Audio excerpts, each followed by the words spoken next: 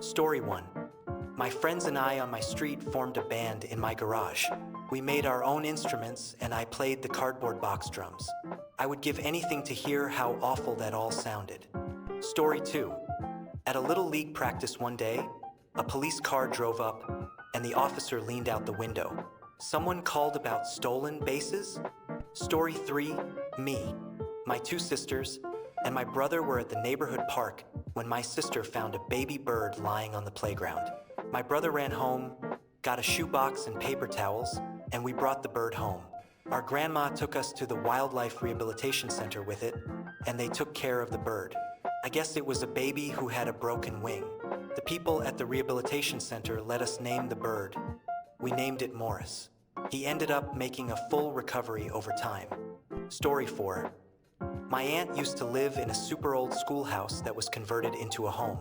The house was so old that there would have only been one teacher, and every student at every grade level would have been in the same room. It was also in a very remote, very isolated rural area. One Christmas, my mom and I went there for the holidays.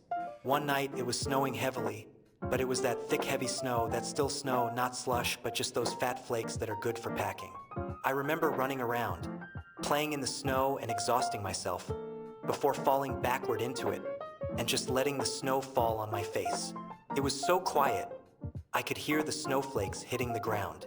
I would later grow up and join the army as a gunner in the artillery.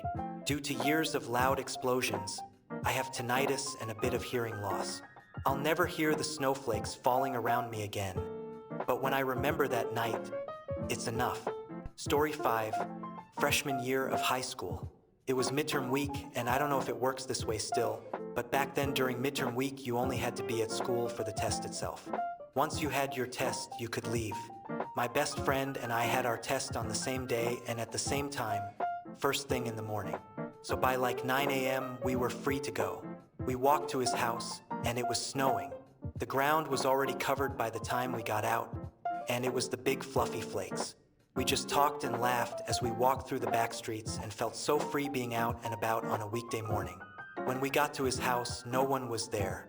So we had the house to ourselves all day, just playing video games, listening to music, drawing, and drinking coffee. All while the snow came down. Just a great day. Story 6. Not the best, but it did put a smile on my face. My family went to watch Lori and Tracy act in their school Christmas play. They were both 9 years old here. There were chairs set up on the school gym floor. I was sitting with Dad and Mom, and Dad is sitting right next to Pete.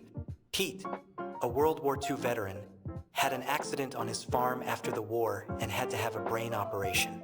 I don't know the details, but he wasn't the same after that. He had trouble recognizing people and was forgetful.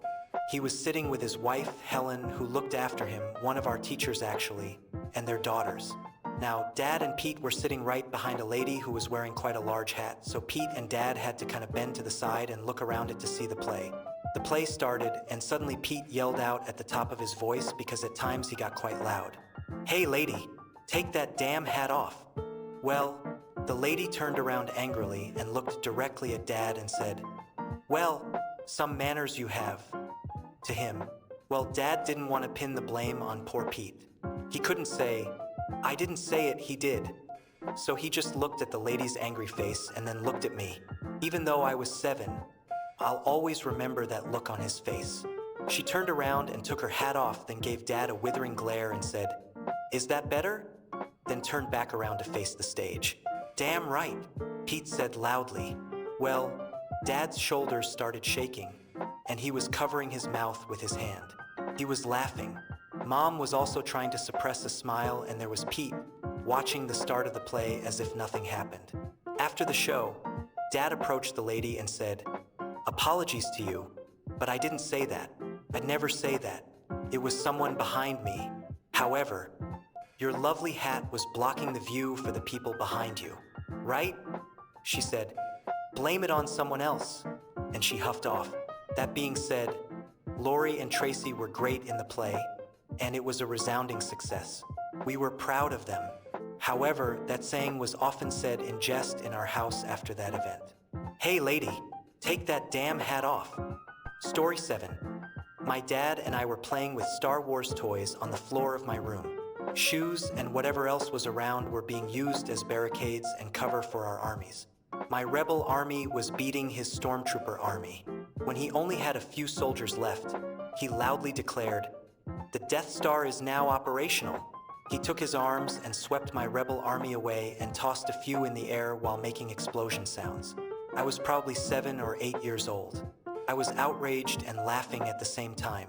Good times. Story 8. When Frozen came out, I was obsessed and wanted to see it so badly. One school day, my mom comes in, feels my forehead, and says I'm running a fever and we have to go to the doctor. She helps me get changed, and instead of going to the doctor, we go and see Frozen. The theater had those couch seats, and I was just cuddled up on her lap watching Frozen, skipping school. Afterwards, we had pizza. It was just a great mommy-daughter date. I'm an adult now, but we still do it occasionally. Like when The Little Mermaid came out. She'll joke around and treat me like a little girl again. And honestly, it's pretty sweet and endearing. Story 9. Massive snow happened when I was around 8 or 9. My good friend and I rolled these massive snowballs by rolling them all the way around my house. These snowballs ended up being almost as tall as we were. I think my mom even took a photo of us with the massive snowballs. I also didn't know it then, but he would pass away within a little more than a decade. Still miss you every day, man. Story 10. Junior year of high school, I was an exchange student in Germany. I was living in a small town in the Black Forest. During February of 2000, a local gymnasium, pronounced with a soft G and essentially the German equivalent of a high school, was putting on a Valentine's dance party. When you got in, you were assigned a number on a sticker in the shape of a heart that you put on your chest. You could see everyone's number. There was also a booth where you could send anonymous letters to someone based on their numbers. There were cupids who wore wings who would then deliver the anonymous letters to the person with that number. There was a girl in my village who I had a huge crush on but was too chicken to talk to. I saw her walking around with her friends and I saw her number. So I went to the booth to write her an anonymous letter. But I'm at the booth and I'm thinking, what the hell do I write her? So I went with the first thing I could think of, the first verse of Incubus' Anti-Gravity love song. She got the note and of course, she knew it was me because it was in English and I was the only American that she knew at the time. Not that night, but at a later party we ended up talking and sharing teenage puppy love kisses. We never dated, but we're still friends. I know she kept that note for years afterward. I don't know if she still does. But thinking about that always makes me smile and remember those good times. Story 11. When the older dog we were adopting chose me as his favorite. We always had 2 to 3 dogs in the house growing up, so I was very used to them as a younger kid. A family friend knew this too, so when their grandchildren developed an allergy to dogs, they asked if we could take their 7-year-old golden retriever, as they knew he would have a good life with us. And since we saw them frequently, they could still see him without introducing allergens for their grandchildren. On his trial run with our existing dogs, he was just walking around the house, being interested. I was playing on my original Game Boy, and while interested in him because new dog, I was trying not to bother him while he did his thing. When he saw me, however, he perked up and stopped doing his house tour in favor of coming over, laying down and putting his head in my lap. I was 4 or 5, I think. I just remember being so honored that he chose me to be his favorite. He will always have a special place in my heart. We only had 5 or 6 years with him, but he was the best. Story 12. My dad mocked me for being a history nerd. I loved Roman history at the time and vented to my granddad about it, who is on my mother's side. Granddad was a master carpenter before he passed. He arrived at the house with a wooden Roman sword and shield he made himself, complete with his own designs, and he insisted we had a duel. He insisted it was to the death, and let me basically defeat him thoroughly with this sword. He dropped his shield, as he said it didn't work. Granted, I was 8, so my devastating blows did the grand total of very little to him, but I loved it. I felt like I was a proper Roman soldier. Story 13. I remember going to Six Flags with my mom and dad when I was around 7. I think that's the last time we ever went anywhere together. After that, it was just non-stop fighting. Story 14. My Grammy used to make these huge meatballs whenever we went to her house. Old school Italian recipe, simmered in sauce for hours. The whole house smelled delicious. My mom told me after Grammy passed that she made those giant meatballs just for me. Story 15. I went to a summer camp named Camp Mitena for about a decade that was sleepover. There's a lot of memories I have, but there's a few that stick out. Like one of my last years there, we got woken up in the middle of the night and told the World Wrestling Entertainment tour bus had broken down in Alton, New Hampshire, in the woods no less, at our camp, and they agreed to put on a show for us to fix the bus. It was amazing. The counselors dressed up as the wrestlers and had full-on matches. My swim instructor was stone cold. I will never ever forget that night, seeing the entire recreation hall be lit up like it was July 4th as we walked across the field towards it. The other is Gold Rush Day. Everyone is eating breakfast, and for a first year, I got no clue someone is about to come running in and literally yell they found gold, and have the entire camp get together and go out and collect gold spray-painted rocks and do the legitimate gold hunting shindig. During lunch, someone in charge of the gold gets shot and robbed, and the entire camp once again has to find them and get the gold back. It was an experience for sure. The winner gets an ice cream party for their cabin and/or village. Story 16. I once dragged an old gumball machine from alley to alley, eventually getting it home. We smashed it to pieces and ate like kings for a night. Story 17. I remember when I was a kid and thought girls only played with dolls. An unusual girl showed up at my house who wanted to fight me with swords, plastic of course. Story 18. When my best friend and I were 6 years old, we really wanted to build a shack or shed in his backyard. We asked our parents, and they said no because lumber was expensive. We spent that entire summer scavenging planks and other pieces of wood that other people had thrown out in the area. And we somehow managed to Frankenstein together a disgusting-looking shack that still stands in his backyard to this day. We used it as storage for toys, and we often hung out on the roof.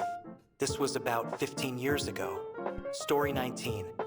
I am always fond of how, when I was little, I could always walk down our street and find kids to play with. I never went outside and was lonely. I feel like it is so hard to do that nowadays. There is a stigma about approaching people you don't know. Story 20. My brother and I, along with 3 cousins, all at my grandmother's for a big sleepover. Just that alone was the best weekends ever. Rest in peace, grandmother. And I no longer speak to my 3 cousins. It brings back both happy and sad memories. Story 21. Grew up in the middle of 5 brothers. There was a period of time when all of us were required by our wardens to spend a certain amount of time outside before television or video games. We would walk lap after lap around our house on an elaborate quest against the bad guys, with more of our characters from whatever Toonami show we were obsessed with at the time.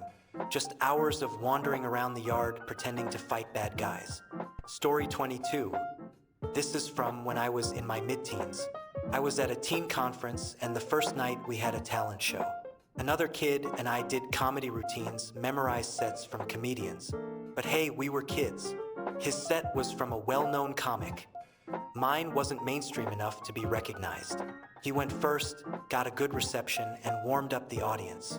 When I went into my set, the crowd was really into it. They roared. Huge response. After the show, I was glowing, the life of the party. Girls who previously ignored me were following me around. I told everyone who asked that it was repeated material just like the other guys, but it didn't matter. I was famous for the rest of the conference. Best weekend of my life up to that point. Story 23. My best friend and I were jumping from the tree in my front yard, trying to use a bedsheet as a parachute. Failed horribly, and we came crashing to the ground. It's hard to get any lift when you're only 5 feet above the earth, but I laugh about it every time I think about it. We were absolute idiots, but my God, we had the greatest time. Also, this one time during a family and friend dinner, a telemarketer called for the 100th time that day. I don't know what we were thinking, but my brother and I decided to mess with them a bit. I answered the phone, and my brother yelled in the background, "Get off the phone and make me my dinner woman." I dramatically yelled into the phone, "I have to go now," then hung up. They called back, and when I answered, my brother and I pretended to be fighting, making crashing sounds by slamming the phone into the wall and yelling. My parents were like, "Cut it out." That's enough.